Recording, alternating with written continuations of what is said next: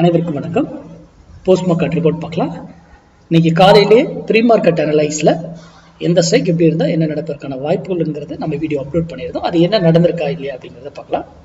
இது முழுக்க மேத்தமெட்டிக்கல் அடிப்படையில் எடுக்கக்கூடியதுங்க.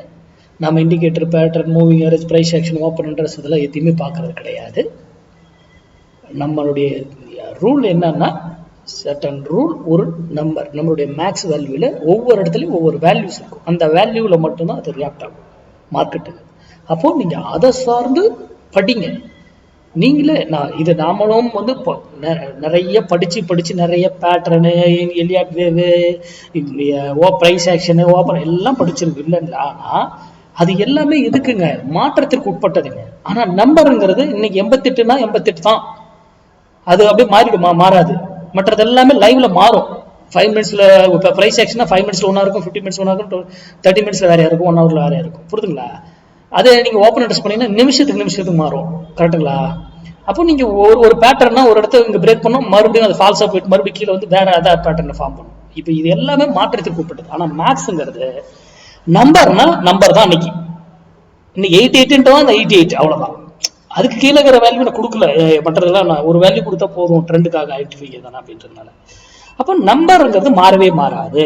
அதை முதல்ல உள்வாக்குங்க. அது அப்பதான் நீங்க அதை சார்ந்து படிப்பீங்க. யாருக்கு கிளாஸ் போகணும் அவசியம் எல்லாம் கிடையாது. நீங்களே படிக்கலாம். நீங்க யாருக்கிட்டையும் போகவே தேவையில்லை, நீங்களே படிக்கலாம். என்ன, அதுக்கு கொஞ்சம் காலங்கள் ஆகும், அவ்வளவுதான் விஷயம். வேற ஒண்ணும் கிடையாது. அதுக்கு டைம் கொடுத்தீங்கன்னா அது உங்களுக்கு மார்க்கெட் சொல்லும், நான் அப்படிதான் போறேன், இங்க போயிட்டு தான் எதுவுமே செய்வேன் அப்படிங்கறது எல்லாமே அது முடிவு பண்ணும். அது உங்ககிட்ட அப்படி சொல்லிட்டே செய்யும். அந்த அளவுக்கு சுவாரஸ்யமா இருக்கும் பங்கு சந்தைங்கிறது. அதுவும் இன்ட்ராடே ஆப்ஷன் பையர்ல சுவாரஸ்யமா இருக்கும். ஓகே, நம்ம லெவல்ஸ்க்கு இன்னைக்கு வருவோம்.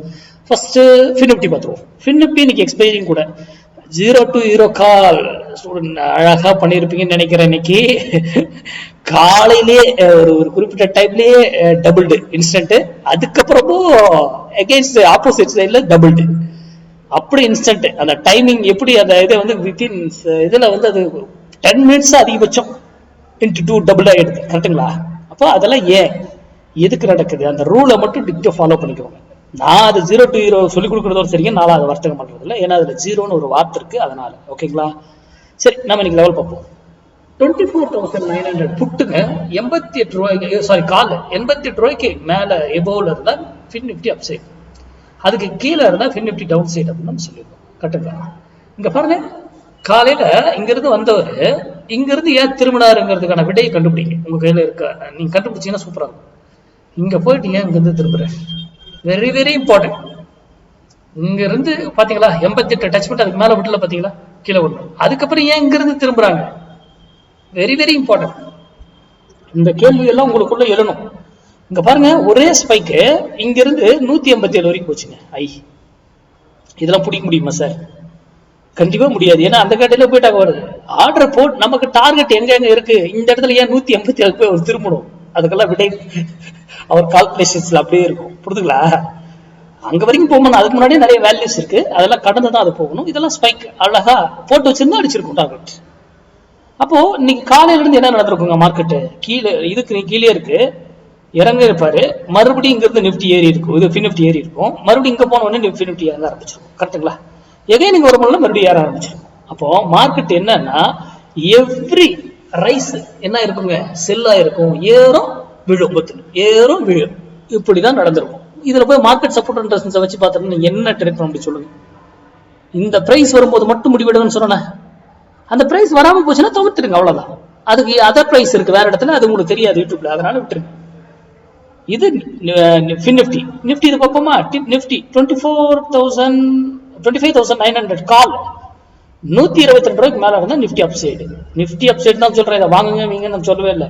கீழே 122 கீழே இருந்தா நிஃப்டி டவுன் சைடு. இங்க பாருங்க, காலையில இருந்து 120, இங்க பாருங்க நல்லா கவனிங்க, 122 மேல போயிடுச்சு. இங்க இருந்து ஏன் திரும்பிச்சு, அது உங்ககிட்ட நீங்க விடையை கண்டுபிடிங்க. நீங்க ரிவர்சல் அதெல்லாம் ஏன் என்ன நடக்குது, அங்கிருந்து வந்துட்டு மறுபடியும் பாருங்க 122 பை, மறுபடியும் இங்க 122 க்ளோஸ் பண்றாங்க.